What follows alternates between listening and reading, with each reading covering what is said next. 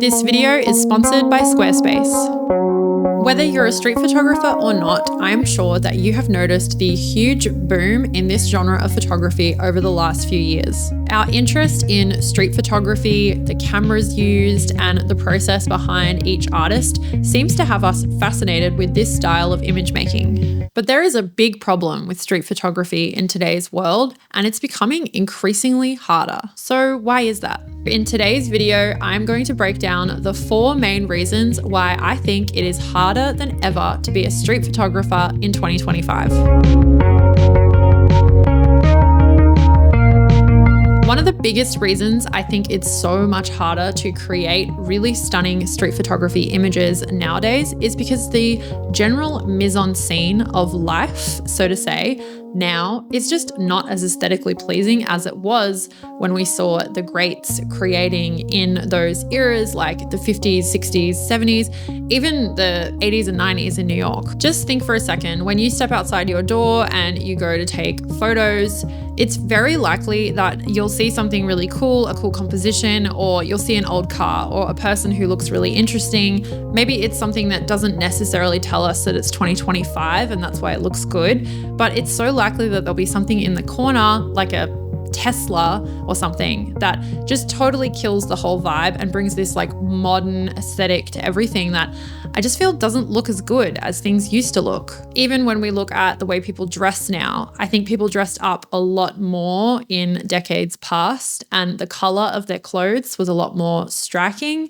People did their hair. There was just so much more to capture, and people weren't as casually kind of dressed as they are now, which doesn't always create for a great photo. Things like modern buildings as well just don't have the same look to like the curvature of the old ones or the hand-painted signs outside of things, people holding newspapers, all of these things that we used to do in our daily life and are likely the things that are in all of the photos of the great street photographers that we look at are just lacking now. Often you will just see people on a train and everybody's on their iPhone. There's also a huge decline in people interacting on the streets because they're on their phones and we are all a lot more insular. So you aren't getting those really great moments of people interacting on the streets or outside of shop fronts because people were just standing out the front smoking a cigarette or having a chat or, all talking to each other. And now that just doesn't happen. So it's really changed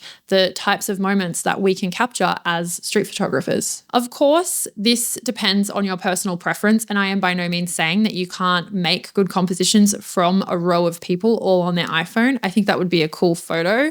But I just don't know how many times you can do that with people in hoodies and slides on their iPhones. Does that look as good as a Joel Meyerowitz photo shot in New York with people dressed impeccably or just the colors of their clothes just seem to make for a more impactful, memorable photo than the scenes that we have at our fingertips today?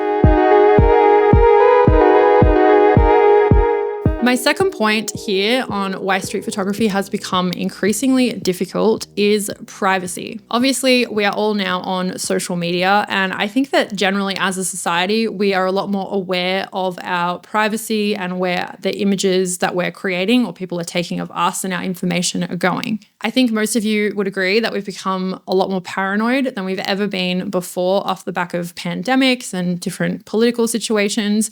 So the anxiety is quite high out there in the streets. And I think that if you are taking photos, people are likely to get annoyed, yell at you, question you, and be very concerned with where that photo will end up because we have things like social media and the internet now, so they really can just end up anywhere. Obviously, the ethics of street photography has always been up for debate, and I assume that still back in the day, all of the street photographers that were practicing then would definitely have copped a bit of flack for what they were doing. But I do think that that is more brought to the surface now because people are increasingly paranoid and divided. I think that this depends on how you go about it and what your process is for capturing people, if you approach them beforehand or if you're more just candid shooting. And this is a huge topic for another video. But one thing I will say here is that when you have an actual camera with you, it does seem to draw more attention than when you just have your iPhone.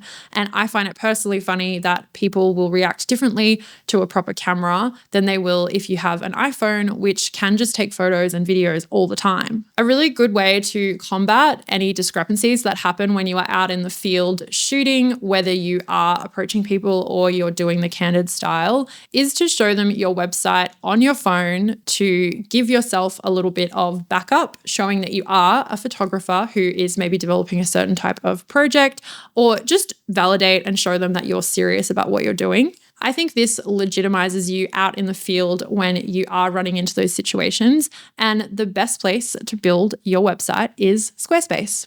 There is a reason that everybody is talking about Squarespace, and that is because they make it so easy to set up a photography template and customize it and have a website set up in minutes. With decades of design intelligence at your fingertips, you can drag and drop, choose from multiple different layouts, fonts, and even these cool moving banners that make your website fun and unique. Having control over how you appear online is becoming more and more difficult, and Squarespace provides a solution by giving you a place to showcase your work, open an online shop to sell your prints, scheduling tools, and even an email list option that can create deeper connections with your audience. So I challenge you to starting your Squarespace website by heading to squarespace.com for a free trial. And when you're ready to launch, go to www.squarespace.com/Lucy Lumen to save 10% off your first purchase of a website or domain. Links are in the description and pinned to the comment to get started today and give your photography the space it deserves online.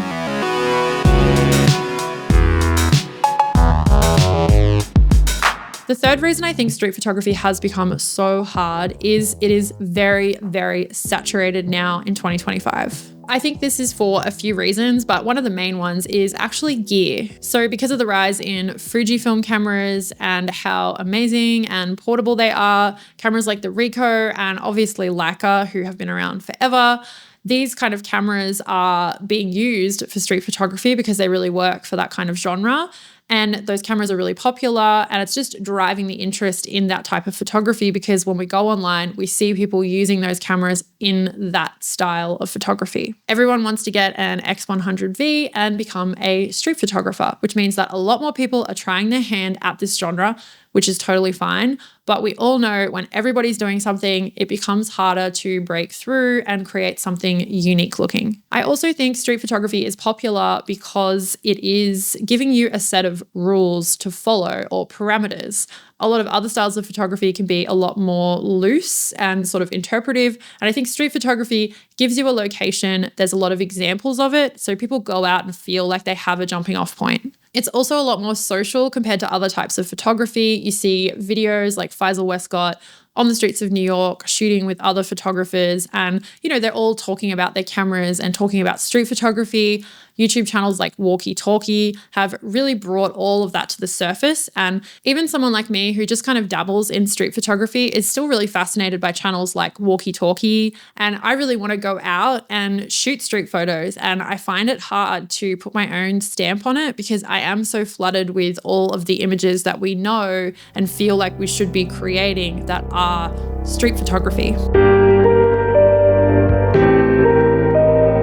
The fourth reason why I think it's very difficult, and this is probably one that you haven't thought of, but I think is a really big factor, is cost of living and time, which go hand in hand. We all know that time is money. And I think if you look at the average photographer's amount of time now in 2025 versus in the 1960s, it's completely different. We are all working full-time, possibly working 2 jobs, commuting back and forth. We're really busy with our families or all the other things going on in our life. And with the rising cost of living, it's putting a lot of pressure on people and probably kind of stamping out a lot of feelings to be creative. So I think that it is very, very difficult to have the luxury of time to go out and practice a genre like street photography that requires you to be out in the field very regularly to be able to get those really standout images. You need to be out there for hours looking around for moments and constantly be photographing, which is what someone like Joel Meyerowitz did back in the day. And I think back then it was a lot easier for an artist to live on not much, whereas now That's not really very possible. To create really amazing street photography images and have a body of work, you need a lot of time to go out there. And I just don't think that the average person has that time to really create that robust body of work that we've seen from previous street photographers.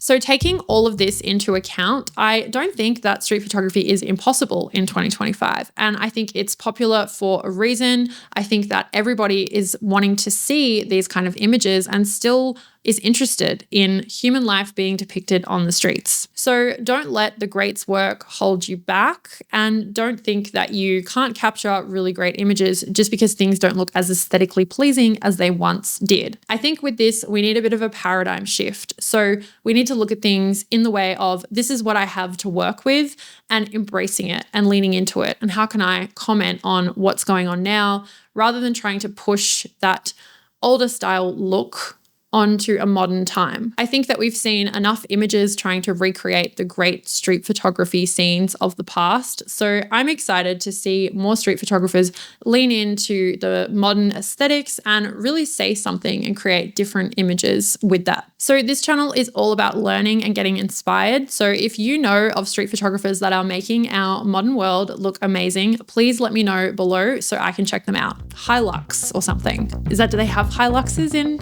Is that an Australian thing? A Hilux? I'll just do that again. Yeah, okay, yeah, okay.